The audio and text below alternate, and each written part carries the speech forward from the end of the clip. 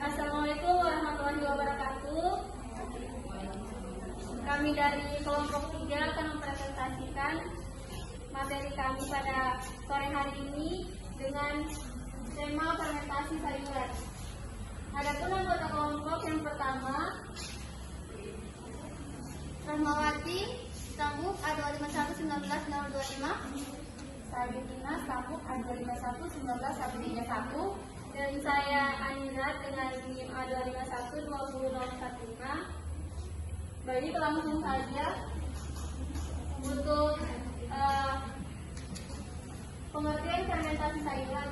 Fermentasi pada sayuran merupakan fermentasi spontan, yaitu proses fermentasi tanpa berbahan mikroba atau starter dan terjadi dengan sendirinya dan bantuan mikroflora yang terdapat secara alami. Nah, proses fermentasi sendiri dalam pengolahan pangan adalah proses pengolahan pangan dengan menggunakan aktivitas mikroorganisme secara terkontrol untuk meningkatkan keawetan dengan diproduksinya asam atau alkohol untuk menghasilkan produk dengan karakteristik flavor dan aroma yang khas. Nah, fermentasi pada sayuran sendiri itu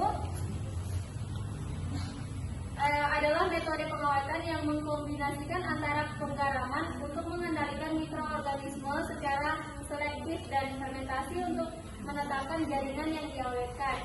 Garam merupakan salah satu bahan tambahan pangan yang memegang peranan penting dalam pengawetan pangan dan biasa digunakan dalam proses fermentasi bahan pangan.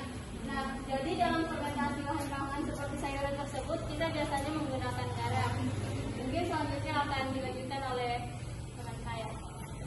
Baik, terima kasih atas kesempatan yang telah diberikan kepada saya. Selanjutnya di sini saya akan membahas mengenai keuntungan proses fermentasi sayuran. Yang pertama yaitu proses fermentasi dapat dilakukan pada kondisi pH dan suhu normal, sehingga tetap mempertahankan atau sering bahkan meningkatkan nilai gizi dan organoleptik produk pangan. Yang kedua yaitu karakteristik flavor dan aroma produk yang dihasilkan bersifat khas, tidak dapat diproduksi dengan teknik atau metode pengolahan lainnya. Berikutnya, yang ketiga yaitu memerlukan konsumsi energi yang relatif rendah karena dilakukan pada kisaran suhu normal. Yang keempat, modal dan biaya operasi untuk proses fermentasi umumnya rendah, dan yang terakhir teknologi fermentasi umumnya telah dikuasai secara turun-menurun. Selanjutnya yaitu faktor-faktor pengendali proses fermentasi. Yang pertama ada pH bahan pangan, kedua ketersediaan sumber energi, ketiga ketersediaan oksigen, keempat suhu, dan kelima pengaruh natrium klorida. Baik, selanjutnya akan dibahas oleh teman saya yaitu Livina. Baik, nomor selanjutnya yaitu contoh fermentasi sayuran. Di sini kami mengambil contoh fermentasi sayuran sawi. Sebenarnya apa itu sayuran sawi atau fermentasi sayuran sawi? Sawi asin merupakan suatu produk yang mempunyai cita rasa khas yang dihasilkan oleh fermentasi spontan bakteri asam laktat. Sawi asin merupakan salah satu alternatif dalam mengatasi kerusakan pada sawi. Fermentasi sawi sendiri bertujuan untuk mengawetkan sawi pahit, juga untuk memberikan perubahan rasa, warna, dan bentuk yang menarik. Jenis sawi yang digunakan yaitu sawi pahit atau sawi jagung. Kemudian tahapan proses pembuatan sawi asin meliputi pencucian, pelayuan, peremasan, pengisian dalam wadah, penutupan, dan fermentasi. Karena fermentasi pada sawi asin merupakan sawi spontan, merupakan reaksi spontan atau fermentasi secara spontan oleh bakteri asam laktat, maka di fermentasi sawi asin sendiri tidak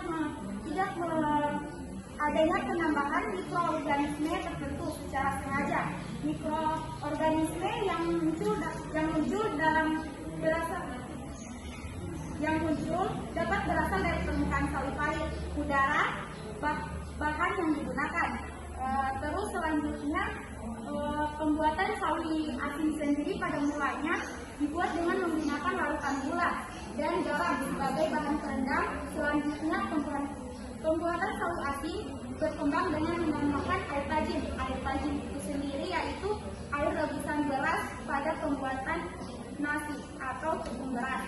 Mungkin itu saja contoh dari pembuatan saus asin. Saya kembalikan ke rekan saya, Herza. Baik, terima kasih banyak untuk semua materi.